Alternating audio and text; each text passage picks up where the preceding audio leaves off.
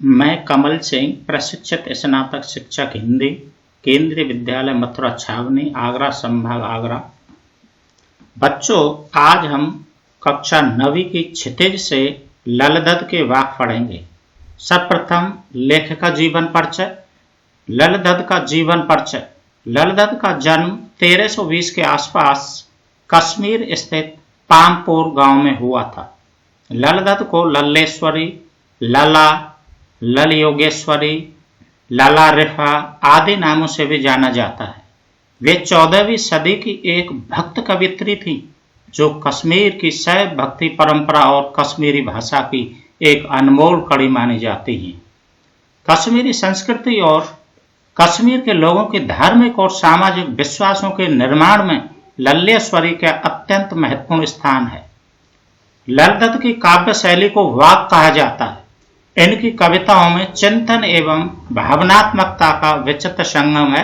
इन्होंने अपने वाक्यों के माध्यम से उस समय समाज में व्याप्त धार्मिक आडंबरों का खुलकर विरोध किया है। इनकी काव्य शैली की भाषा अत्यंत सरल मानी जाती है, जिसकी वजह से ललदद और भी प्रभावशाली बन जाती हैं।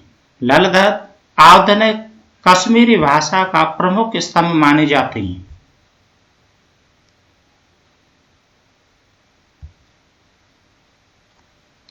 वाक कविता का सारांश। प्रस्तुत वाक्यों का संकलन मीरा कांत जी ने किया है। यहाँ प्रस्तुत वाक्यों में कवियत्री ललदद ने हमें यह कहना चाह रही हैं कि ईश्वर को ढूंढने के लिए मंदिर मस्जिद में जाने से कोई फायदा नहीं होगा। ईश्वर को प्राप्त करने का केवल एक ही मार्ग है।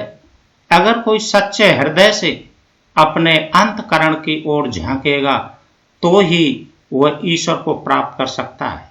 ललदद के अनुसार आत्मज्ञान ही सच्चा ज्ञान है जो हमें आडंबरों से भरी इस समाज रूपी नदी में डूबने से बचा सकता है। उन्होंने धार्मिक तथा अन्य भेदभावों का विरोध किया है और ईश्वर को एक बताया है। उनके अनुसार सदकर्म ही के द्वारा हम इस माया जाल से मुक्त हो सकते हैं। कवित्री के अनुसार हम सदकर्म तभी कर सकते हैं जब हम अपने अंदर बसे अहंकार से मुक्त हो पाएंगे। इसका पहला वाक्य। रस्सी कच्चे धागे की खींच रही मैं नाव, जाने कब सुन मेरी पुकार, करें देव भवसागर पार। पानी टपके कच्चे सपोरे, व्यर्थ प्रयास हो रहे मेरे, जी में उड़ती रह रहे हो, घर जाने की चाह है घेरे। इसका भावार्थ। कवित्री ने इन पंक्तियों में अपने इंतजार और प्रयास का वर्णन किया है कि कब उनका मिलन परमात्मा से हो पाएगा। जिस तरह कच्चे घड़े से पानी टपक टपक कर कम होता जाता है, उसी तरह कवित्री का जीवन भी कम होता जा रहा है। इसी वजह से वे व्याकुल होती जा रही हैं कि कब ईश्वर उनकी पुकार सुनेंगे और इस संसार रूपी सागर से उनका बेड़ा पार लगाएंगे। इन पंक्तियों में कवित्री ने परमात्मा के निकट जाने वाले प्रयासों को कच्चे धागे से खींचे जाने वाली नाव के रूप में बताया है। उन्होंने कच्चे धागे शब्द का प्रयोग इसलिए किया है क्योंकि मनुष्य कुछ समय के लिए इस धरती पर रहता है, उसके बाद उसे अपना शरीर त्यागना पड़ता है। धीरे धीरे समय निकलता जा रहा है, पर कवित्री द्वारा प्रभु मिलन के लिए किए गए सारे प्रयास व्यर्थ होते हुए चले जा रहे हैं। अब उन्हें ऐसा लग रहा है कि समय खत्म होने वाला है, अर्थात मृत्यु समीप है और अब शायद वो प्रभु से मिल नहीं पाएंगे, इसलिए उनका हृदय तड़प रहा है। वो प्रभु से मिलकर उनके घर जाना चाहती है, अर्थात उनकी भक्ति में लीन हो जाना चाहती है। इसका दूसरा वाक्य। खा खा कर कुछ पाएगा नहीं, ना खाकर बनेगा अहंकारी, सम खा तभी होगा संभावी, खुलेगी सांकल बंद द्वार की। इसका भावार्थ। अपनी इस पंक्तियों में कवित्री कहती हैं कि अगर हम सांसारिक विषय वासनाओं में डूबे रहेंगे तो कभी भी हमें मोक्ष की प्राप्ति नहीं होगी। इसके विपरीत अगर हम सांसारिक मोह माया को छोड़ करके त्याग और तपस्या में लग जाएंगे तो इससे भी हमें कुछ लाभ नहीं होगा। भोग का पूरी तरह से त्याग करने पर हम में अहंकार आ जाएगा, जिसकी वजह से हमें मुक्ति अर्थात ज्ञान की प्राप्ति नहीं होगी। इसी वजह से कवित्री के अनुसार दोनों रास्ते ही गलत हैं। जब हम सांसारिक भोग लिप्सा में तृप्त रहते हैं तब तो हम सच्चे ज्ञान से दूर रहते ही हैं। इसके विपरीत जब हम त्याग और तपस्या में लीन हो जाते हैं तब हमारे अंदर अहंकार रूपी अज्ञान आ जाता है, जिसके द्वारा हम सच्चे ज्ञान की प्राप्ति नहीं कर पाते। इसलिए कवित्री हमें बीच का मार्ग अपनाने के लिए कह रही है, जिससे हमारे अंदर वासना और भोग लिप्सा भी नहीं होगी और ना ही अहंकार हमारे अंदर पनप पाएगा। तभी हमारे अंदर समानता की भावना रह पाएगी। इसके बाद ही हम प्रभु की भक्ति में सच्चे मन से लीन हो सकते हैं।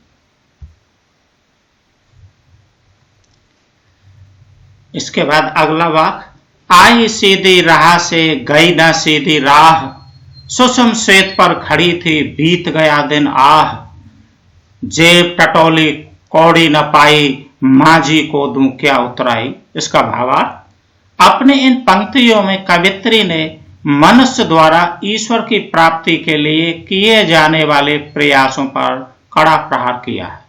यहाँ कवित्री यह कहना चाहती है कि अपने जीवन की शुरुआत में उन्होंने ईश्वर की प्राप्ति के लिए शुरुआत तो की, लेकिन उसके बाद उन्हें ये नहीं समझ आया कि कौन सा मार्ग सही है और कौन सा मार्ग गलत। इसलिए वो राह भटक गई, अर्थात संसार के आडंबरों में बहक गई। यहाँ रास्ता भटकने से मतलब है समाज में प्रभु भक्ति के लिए अपनाए जाने वाले तरीके, जैसे कुंडली फेरना, जागरण करना, जप करना इत्यादि। परंतु ये सब करने के बाद भी उसका परमात्मा से मिलन नहीं हुआ। इसीलिए वो दुखी हो गई है कि जीवन भर इतना सब कुछ करने के बाद भी उन्होंने कुछ हासिल नहीं हुआ और वे खाली हाथ रह गईं। उन्हें जो अब ये डर लग रहा था कि जब वे भवसागर रूपी समाज को पार करके ईश्वर के पास जाएंगे तो परमात्मा को क्या जवाब देंगे। इसका आखिरी वाक्य, जल थल थल में बसता है शिव ही, भेद ना कर क्या हिंदू मुसलमान, ज्ञानी है तो स्वयं को पहचान, यही है साहब से पहचान। इसका भावार्थ, अपनी इन पंक्तियों में कवित्री हमें भेदभाव, हिंदू मुस्लिम इत्यादि समाज में व्याप्त बुराइयों का बहिष्कार करने का संदेश दे रही हैं।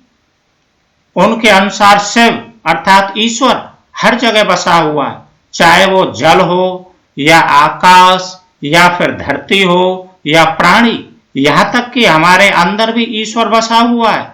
वह किसी व्यक्ति को ऊंच नीच भेदभाव की दृष्टि से नहीं देखता, बल्कि वह हिंदू मुसलमान को एक ही नजर से देखता है।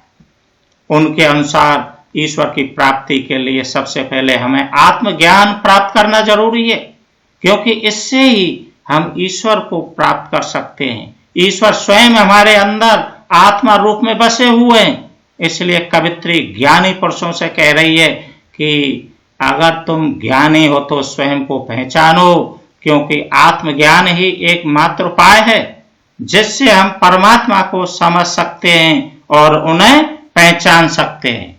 धन्यवाद।